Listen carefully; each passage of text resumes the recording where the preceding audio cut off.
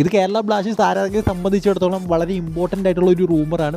അതായത് നമ്മളൊരു young Estonian international പ്ലെയറിനെ നോട്ടമിടുന്നുണ്ട് Dimitrios ഡയമൻറ്റക്കോസിന് പകരമെന്നാണ് നമുക്കറിയാൻ സാധിക്കുന്നത് ആ ഒരു സെൻറ്റർ ഫോർവേഡ് പൊസിഷനിലേക്ക്. എസ്തോണിയയുടെ ആ ഒരു യങ് ഫോർവേഡ്സിലേക്ക് നോക്കുമ്പോൾ, അതായത് ഇൻ്റർനാഷണൽ യങ് ഫോർവേഡ്സിലേക്ക് നോക്കുമ്പോൾ ഒരുപാട് താരങ്ങളുണ്ട്. അത് 5-6 താരങ്ങൾ അവിടെ കാണാൻ സാധിക്കുന്നുണ്ട്. ഇൻ്റർനാഷണൽ പ്ലേയേഴ്സ്, അതുപോലെ നല്ല ഗോൾ അടിക്കുന്ന പ്ലേയേഴ്സ്, അതുപോലെ നമ്മുടെ മാർക്കറ്റ് വാല്യൂവിന് ചേരുന്നതിനനുസരിച്ചുള്ള പ്ലേയേഴ്സ് 3-4-5-6 പേരുണ്ട്. എന്തായാലും അവരാരൊക്കെയാണെന്ന് നമുക്കൊന്ന് നോക്കാം. ആദ്യത്തെ താരം എന്ന് പറയുന്നത് അലക്സ് ടാമാണ്. അദ്ദേഹത്തിൻ്റെ പ്രായം എന്ന് പറയുന്നത് വെറും 22 വയസ്സാണ്. എസ്തോണിയൻ ഇൻ്റർനാഷണലാണ്. എസ്തോണിയയ്ക്ക് വേണ്ടി 4 മത്സരങ്ങൾ കളിച്ചു, 1 ഗോളും നേടിയിട്ടുണ്ട്. അതുപോലെ തന്നെ അത് ഇപ്പോൾ കളിച്ചുകൊണ്ടിരിക്കുന്നത് എസ്തോണിയൻ ലീഗിലാണ്. അവിടുത്തെ കാൽജു FC എന്ന് പറയുന്ന ഒരു ക്ലബ്ബിലാണ് കളിച്ചുകൊണ്ടിരിക്കുന്നത്. ആ ഒരു ടീമിന് വേണ്ടി 8 ഗോളും 1 അസിസ്റ്റും അദ്ദേഹം നേടിയിട്ടുണ്ട് 12 മത്സരങ്ങളിൽ നിന്ന്. അടുത്ത താരം എന്ന് പറയുന്നത് എറിക് സൊറഗയാണ്. അദ്ദേഹം കളിച്ചുകൊണ്ടിരിക്കുന്നത് അസർബൈജാൻ ലീഗിലാണ്. 24 വയസ്സ് മാത്രമാണ് താരം. അദ്ദേഹം ഇപ്പോൾ കളിച്ചുകൊണ്ടിരിക്കുന്ന ക്ലബ്ബിന് വേണ്ടി 4 ഗോളുകളും 2 അസിസ്റ്റും അദ്ദേഹം നേടിയിട്ടുണ്ട്.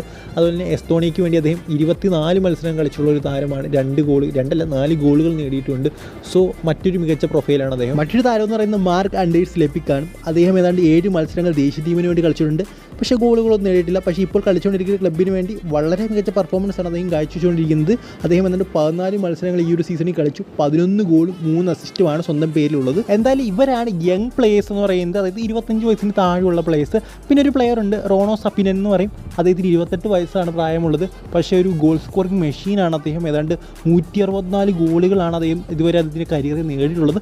അതുപോലെ അദ്ദേഹം ഇപ്പോൾ ഒരു ഫ്രീ ഏജൻറ്റ് കൂടിയാണ്. പിന്നെ ചെറിയൊരു പരിക്കും ഉണ്ടെന്ന് പറഞ്ഞു കേൾക്കുന്നു. കൂടാതെ അദ്ദേഹം ഇൻ്റർനാഷണൽ ലെവലിൽ 53 മത്സരങ്ങളാണ് കളിച്ചിട്ടുള്ളത്. അതുപോലെ തന്നെ 12 ഗോളും നേടിയിട്ടുണ്ട്.